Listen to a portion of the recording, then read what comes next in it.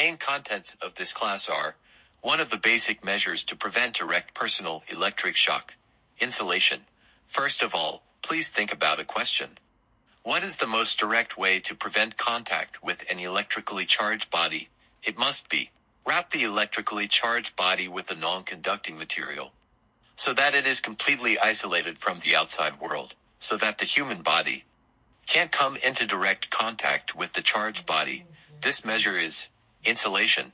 Insulate the electrically charged body to prevent any contact with the charged part from coming into contact with the electrified part. So what are the common types of insulation? Those of us who have some knowledge of electrical students should be able to name some. For example, enameled. The windings are enameled wire. Insulators are made of porcelain. There is dry paper. There is cotton fabric. There's oxide film. These materials have in common that they do not conduct electricity. They are insulators, but none of these materials can be a separate insulating layer for wires, because the insulation of the wire is required to be strong, to be able to withstand long-term mechanical stretching, chemical, electrical and thermal stresses. Therefore, as with lacquer, porcelain, paper, cotton fabrics, etc., are not suitable as insulation for conductors. There are two main types of conductors covered with insulation in the system: low-voltage insulated wires. The other is the cable buried in the ground.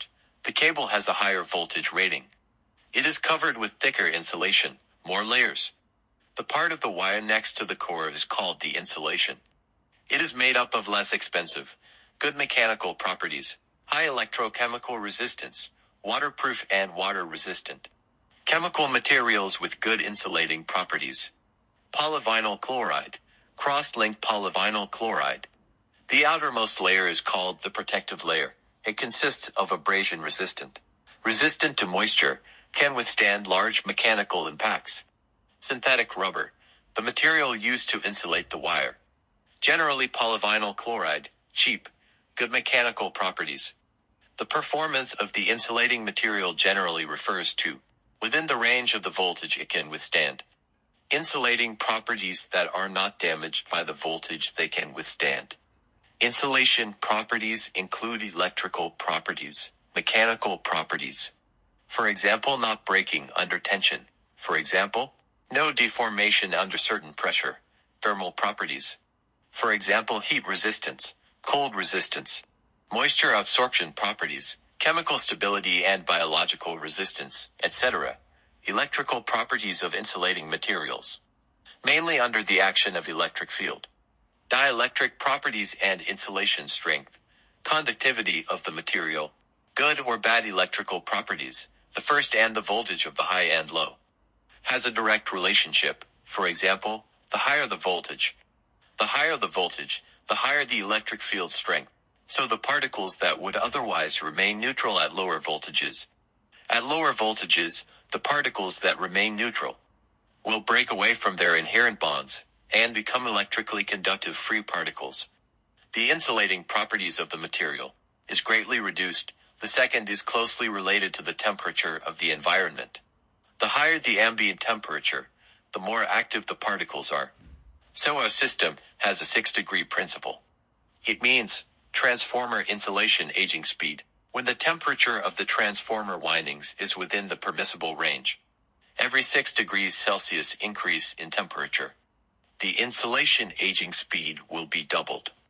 That is, every 6 degrees centigrade increase in temperature, insulation life will be reduced by 1/2. The third is directly related to the humidity factor. This is also easier to understand. In a humid environment, metal exists in the state of ions. Metal ions can conduct electricity, so the higher the humidity, the lower the insulation. Let's discuss. This section focuses on a specialized aspect. That is, the failure of the insulating material, or rather the breakdown of insulation. What are the basic forms of insulation failure? The first is thermal breakdown. The higher the temperature, the faster the electrons outside the nucleus, the easier it is for them to break away and become free electrons. The more free electrons there are, the easier it is to conduct electricity. This means that the increase in temperature due to overheating, and the insulation becomes less and less effective. In the more extreme cases, the insulation is melted, burned, or even vaporized by open flame. From one substance oxidizing into a different substance. From a large solid volume into a liquid or gas. The second is electrical breakdown. The higher the voltage level, the higher the electric field. A small number of free particles, these free particles in the higher electric field, are accelerated by the higher electric field energy during the acceleration process. The energy is transferred to other particles through collisions, which leads to more and more free particles. The consequence of more free particles is a drastic reduction in the insulating properties of the insulating material, which results in insulation failure, or even what we call insulation breakdown. The third is electrochemical breakdown, after long-time operation of the insulating material. By gas, vapor, dust, light, mechanical damage, and other combined effects. Loss or deterioration of insulation properties. This is commonly known as aging. For example, the familiar material rubber, when it is first put into use. Rubber is a soft and flexible material. It's a good insulator. But after a long time in the sun and rain, the environment erodes, rubber becomes brittle and hardens, or even decomposed into scattered particles. This is a big problem. It doesn't work as an insulator anymore. We usually say the material has reached the end of its life, that it's completely deteriorated. So how do we determine? If the insulation is performing well? Obviously, through observation, through the surface of the material. The general properties of the material are not enough to draw conclusions to judge the condition of insulation. We can only judge it by testing. The test data can be used to judge. By the data obtained from the tests, these are described in the specialized course of high voltage technology, have already been described. I won't explain in detail here. Here we will make 2 points, non-destructive tests. For example, measuring the insulation resistance of electrical equipment is also the most basic and easiest way to check the insulation. The most basic and easiest way. In the field, it is common to use megometer to measure insulation resistance. The size of insulation resistance can often sensitively reflect the insulation condition, can effectively detect equipment insulation, moisture and dirt on the insulation of the equipment, either locally or as a whole, as well as defects such as insulation breakdown, and severe overheating and aging, ring breaking tests. For example, the frequency withstand voltage test. The insulating material to be tested is given with a higher voltage than the usual operating voltage. It is the most rigorous, the most effective and direct method of characterizing the insulation performance of electrical equipment. It can effectively detect the more dangerous concentrated defects. It is decisive in determining whether the equipment can be put into operation. It is one of the most important means to ensure the insulation level of the equipment. One of the most important means to avoid insulation accidents. Because this high voltage may cause damage to the insulation. This is why it's called a breakthrough test. The safety equipment we'll talk about later in the course. Insulated operating rods, insulated gloves, insulated boots, etc. are subjected to a voltage withstand test to determine whether the insulation is good before they can be put into use. Speaking of safety, it is necessary to explain preventive measures for insulation accidents. 1. You should avoid corrosive substances and places with high outside temperatures, like wires. Transformer temperature has a permissible temperature rise. In order to avoid high temperature rise, if the transformer has a cooling device, can be used air-cooled. Water cooling can be used to reduce the temperature during operation. Ensure the performance of the insulation. 2. Proper use and installation of electrical equipment and wiring. Keep the overcurrent, overheat protection devices are intact. Once due to severe overload, due to short-circuit failure, a rapid increase in temperature occurs for a short period of time. Then the protective device should be quickly acted to cut off the fault, prevent the insulation from being burned. 3. Strictly prohibit the electrical equipment and line pulling indiscriminately. Prevent mechanical damage to the insulation. Insulating material of the insulation layer. Although there is a certain mechanical properties, there is a certain wear-resistant compressive and tensile properties. But its degree of resistance cannot withstand unlimited stretching and compression, for example, insulation due to external forces. The surface of the insulation layer caused by external forces. This part is susceptible to moisture, by electrical discharges and form a point of insulation failure.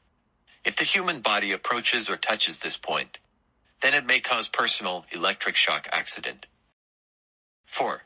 Adopt measures to prevent small animals from damaging the insulation, such as insulated wires. Cables run at a certain temperature will attract rats and other small animals near. If rats gnaw on the insulation, damage to the insulation, it reduces the insulation performance, increasing the chance of accidents, and if they chew on the wires, it can cause a short circuit accident. So insulated wires are more suitable to be installed in casing, cable laying in the cable trench, to prevent small animals on the outer layer of insulation damage. 5. Do not use substandard electrical products and qualified electrical products, not through the state quality supervision. Supervision departments test, in the insulation performance, strength, temperature and fire resistance, there is a huge gap with qualified products. Will undoubtedly greatly increase the probability of accidents. 6. According to the specified period. And items of electrical equipment, insulation device for preventive testing, such as insulated gloves, insulated boots, insulated shoes and other insulated work equipment products. After 6 months of use, preventive testing should be done. For the test-failed products, can no longer be used as safety equipment. Let's look at a case. Because the insulation is not in place, we must follow the rules and regulations to avoid accidents. First, let's look at the accident. On October 14, 2010, a power supply company in Tongju, Beijing, the operator was carrying electricity to deal with a 10 kV line No. 10 pull-in, phase insulator breakage, and conductor deviation critical defects. The construction program and operation steps were prepared on site. Fill out the power line emergency repair list. Then unauthorized during the operation. Take off both hands insulating gloves. Raise the right hand when accidentally touch the poorly shielded discharge clamps. In the charge body discharge clamp charge part, and the grounding body the middle phase of the vertical iron, formed a discharge circuit between the charged body, resulting in the death of Fen Mumu by electrocution. Let's analyze the cause of this accident. According to our summary, the 3 elements method of analyzing safety accident cases. The first point from the safety awareness, staff fan safety awareness is weak. Remove insulated gloves when working with electricity. The second point from the technical measures, electrified work should have the appropriate conditions. Poorly shielded discharge clamps, the insulated gloves were not put on properly. This is the major cause of the accident. Thirdly, from the organizational measures, the lack of supervision is also an important cause of the accident.